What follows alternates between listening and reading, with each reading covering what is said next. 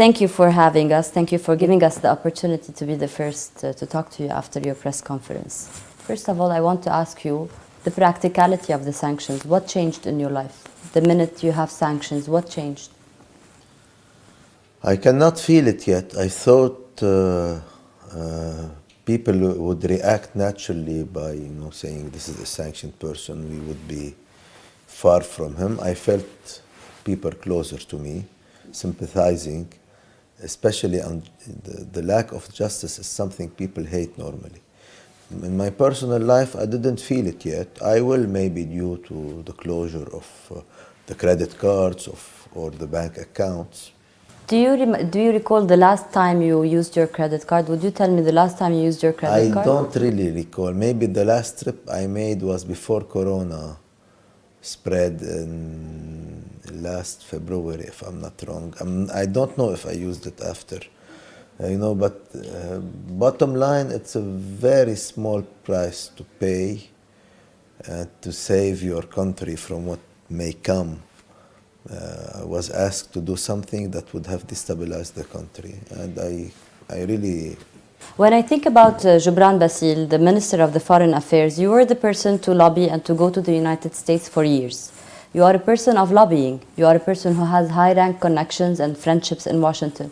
The first question that occurred to me, how come you didn't lobby yourself out of the sanctions? Because I know with big political decisions, there's no need or no use to do efforts that will take you nowhere. It is a political position that I have. No one can impose on me or on our movement, political movement, things that are not out of our conviction and of the national interest of the country. So the fact of dictation cannot work with us. On top of this, I'm well aware that this policy will change one day. Okay, this is a very important part. Do you really? Some people interpreted your press conference as sending messages to the new president-elect, to the new administration in the United States. Do you think this would change? This would flip eventually? No. What I meant is, I know the position about Hezbollah is a bipartisan, policy. What I meant is the sanctions. Is it a really useful tool to get to the objective of the United States? This has always been a debate, whether sanctions or openness and dialogue. I believe dialogue would take into our case. Will this take them to their objective? I think not. It is something that will strengthen Hezbollah, not weaken Hezbollah.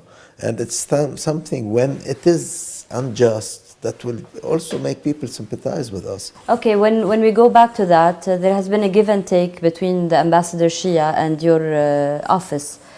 She's saying something, your office is saying something. What's the deal with that? It's not about a deal. We were asked to break our relation with Hezbollah, and our answer was this, or we will be sanctioned. And our answer was informed, this cannot work this way. And in the content, this is something that has to be worked out with the concerned people. We want to reach the objective. The objective, despite our differences with Hezbollah, we have a memorandum of understanding with them that is saving the country, from chaos and other things. So we want to reach the objective, and this is something that we can talk to you, the Americans, to Hezbollah, and to other Lebanese. But then again, there's just the practical, logical question that comes out. What's the concern with Hezbollah? It's Israel. In your press conference, you said ideologically you're not really on the same page with Hezbollah. So it was paradoxical, kind of paradoxical. Are you with the peace with Israel? No, we are for the protection of Lebanon first. Okay. Independence and sovereignty of Lebanon, and for the return of the Palestinian refugees too. So no, we have our problems with Israel. What I meant by ideological, it's the position of Hezbollah against versus the existence of Israel by itself, where the Palestinians and all the Arabs are saying we accept the two states. Then you accept the state of Israel and you accept the state of of Palestine. And this is the essence of the Arab Initiative, which was taken in Beirut. You know, so you are aligned with that. We are aligned with that. This is the official position of Lebanon, of course. Something occurs to me. Would we live to a day, maybe 10 years, maybe 20 years, maybe 5 years? Would I see you as a Lebanese shaking hands with an Israeli prime minister? Would that happen? You know, our position is not to have peace unless we have our rights. But it may happen. If we have our rights, and the position of Lebanon has always been that it's not only the rights of Lebanon, it's for the Arab countries. So we are in a position where we have to have a comprehensive solution. The problem with Israel is Israel does not want peace, not us. We believe in peace. We don't want war to last forever.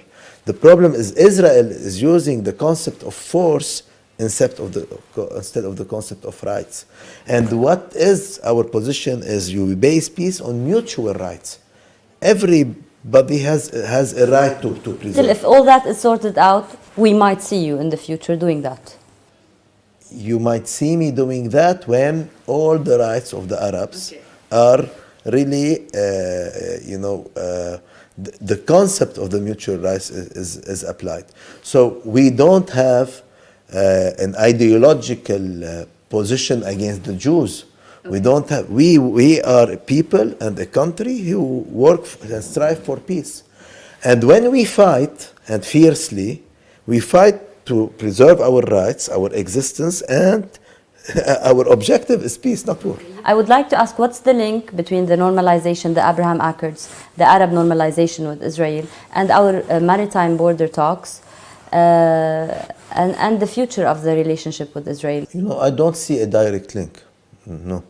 I think this is... Nothing will change for Lebanon-Israeli relationships with all the Arabs now normalizing? No, this is one issue. Like we solved some, complicated issues on the land. You know, this is one issue that if we solve, it can help us to stabilize the region and, the issue of offshore gas in Lebanon. If you gave in with that, would have you been saved from the sanctions? Was this one of the things asked from you, the maritime borders? No, but I did about the maritime borders came out of my conviction that this is an issue that we should solve, preserving the rights of Lebanon. If it is one problem less and a step ahead towards stability, fine, let it be. We have no problem to. We are not looking to increase the problems with Israel in the region. We want to decrease them and to solve them. So if Israel would tell you, we'll return to you the Shib'a farms, we say no? Of course not. We want the Shib'a farms, the return of the Palestinians, the issue of the borders. So any problem we can solve, we strive. I want to end the Hezbollah matter in one part. It is very obvious for anyone in Lebanon that politically, internally, in the governments, there has been many differences between you and your ally Hezbollah. And most recently, you said in your press conference there are thoughts about these differences. Would this break eventually? Would you break up with them even after that you took the sanctions because of the alliance? Would you break the alliance? It has nothing to do with the sanctions. Okay. We did the memorandum of understanding with Hezbollah because we thought it's in the interest of Lebanon. When it stops being the interest of Lebanon, we break it. You know, it's not something sacred. But as long as it's serving the internal peace in the country, preserving the national unity of the country, and it can help us, to consolidate the concept of the protection of Lebanon. And this is very important. We are not for, eliminating another country or attacking another country. The aim of this is to protect the country. Very simple. You have previously said in 2 times in interviews that the East is not only Iran and Russia, the East is also India, Thailand, Indonesia, Malaysia. You have mentioned that. Of course. So now with the sanctions from the West and you still being the leader of the largest Christian bloc, so you're not going to go anywhere, or your political party, are you looking or tackling the possibilities of Eastern relationships, of building more... I don't take personal positions out of sanction that was imposed on me. No, but this door is closed now. No, I understand. But this is, the attitude of the United States is pushing the people in the region to go towards east. We want Lebanon to stay a bridge between east and west. But if they want to cut the bridge, and to cut the ties, they are pushing us towards the east more. It's not what we want. We will keep on looking for good relations with the United States, with the American people, and with any upcoming, administration who would be willing to change a policy. We are not calling but for a friendship with the U.S., with the West, but we cannot accept things that would really threaten our existence in the region. And we cannot exist in the region without having strong ties in the East where we are enrooted. Okay. There's another question that I would really like to ask you.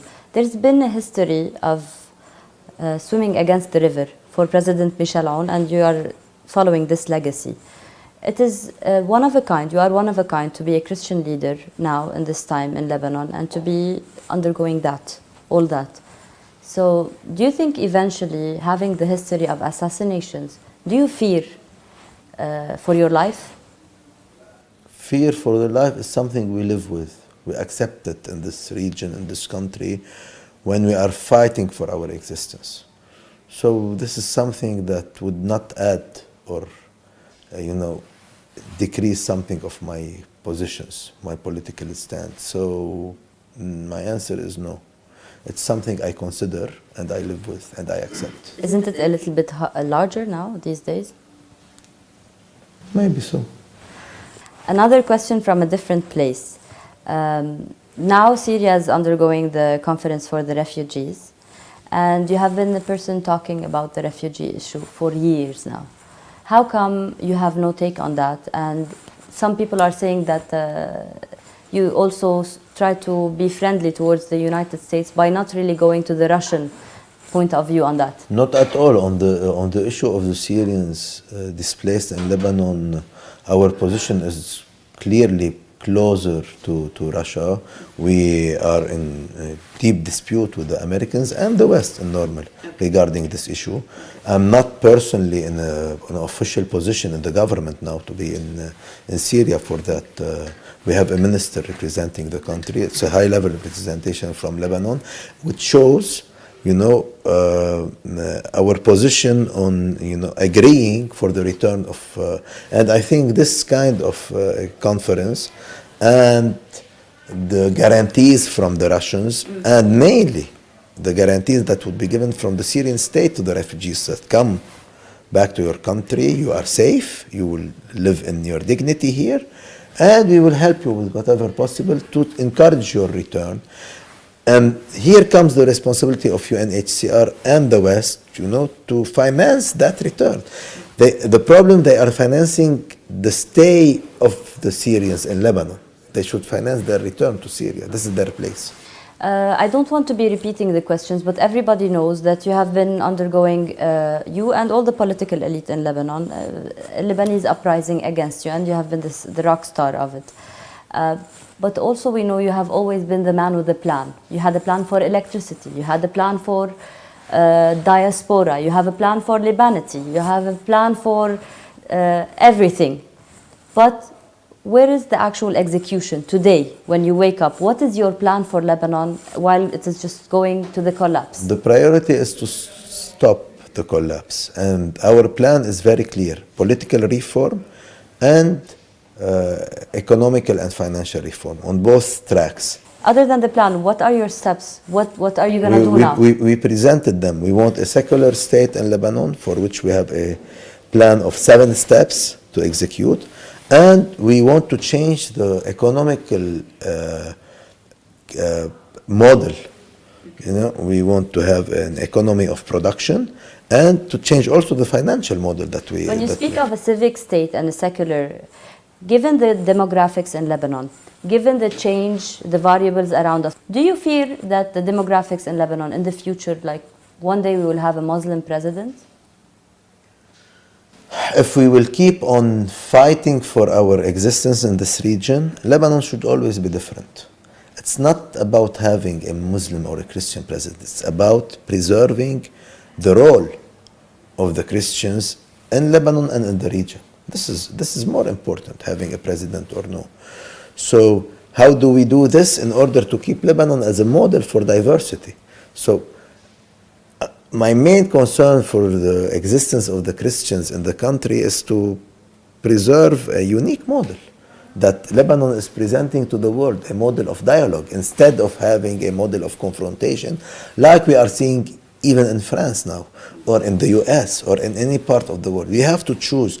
We want to live together, not only in Lebanon, in every part of the world, or if we want to choose the confrontation based on our differences. And this is where Lebanon can be the good example to follow. And this is where sanctions, isolations, are all taking us towards extremism in different forms, where Lebanon is made for dialogue. So we should all work together on appeasing any kind of extremism and violence from any part, coming from Christians or from Muslim. And this is where we expect the West to help us, not to add to the division that we have. Now, after the sanctions, some people or anyone can see that your stakes are higher with the Iranians and with Hezbollah and all that. Some people say that you might be the next president and that your sanctions would be on the table between Iran and the US talks. Is that possible? And people think that I'm finished politically. So I think this is not... What do you think? I think no one can die unless he decides to suicide. But no one can kill you politically in this country, as long as you have your cause and people supporting your cause. We are a free patriotic movement. This is our strength. And we have our history of endurance and resistance. And I think eliminating us is like killing a whole country for what we represent, for the unity and the freedom and the sovereignty of Lebanon. And this is a dream that people can keep on dreaming until they wake up. I just want one last soundbite from you. For anyone, for the global viewer who is watching you, they don't know you. They have recently heard about the sanctions, and maybe they know you have been a foreign minister. Today, as a Lebanese person from this rank to the world, especially to the eastern part, what would you say about your stand? Who are you? What do you stand for? I'm definitely not like I am portrayed now in the media. No one can change the reality of a person. I'm an honest, a patriot, and I will never be a corrupt person, and this reality, this truth will appear sooner or later. So I'm simply a man who loves his country and who will keep fighting for the Lebanon we want, the diverse Lebanon and the free country in a region that is full of violence and extremism. We will always be a shining country. Speaking of violence and extremism, there's a difference between your portrayal of that and Hezbollah's portrayal. Hezbollah sees that one of the largest groups that comes to the area is from the GCC countries, whereas you said something about Idlib, which is Turkey. Do you have the same vision on the terrorism that is channeling and funneling from the Middle East towards Europe? I think terrorism is funded and supported by many countries in the East and in the West. So it has many faces and names, but the depth of it is the same, and it's been used politically to reach some political objectives. So we cannot live with terrorism. Unfortunately, countries are adopting this model, more and more, and it's spreading everywhere now. And it can reach any place. So people who are inventing, some terrorist groups are being used against them. And this is an endless war, This is something that no one can stop unless there is a sincere, joining of efforts from everybody to eradicate terrorism. And this is where I believe someone like us, some people want to eliminate us politically because we are real fighters against terrorism. And terrorism in our region is not only from Islamist groups. It's also coming from states. Israel used terrorism, state terrorism against us. Unfortunately, this is a reality, and we will have we will never have peace in the region. Even with the normalization now efforts made, we will not have peace, real peace, if it's not embraced by the people, far from terrorism, and only based on the concept of giving each one his rights. People without their rights, they will keep on fighting forever.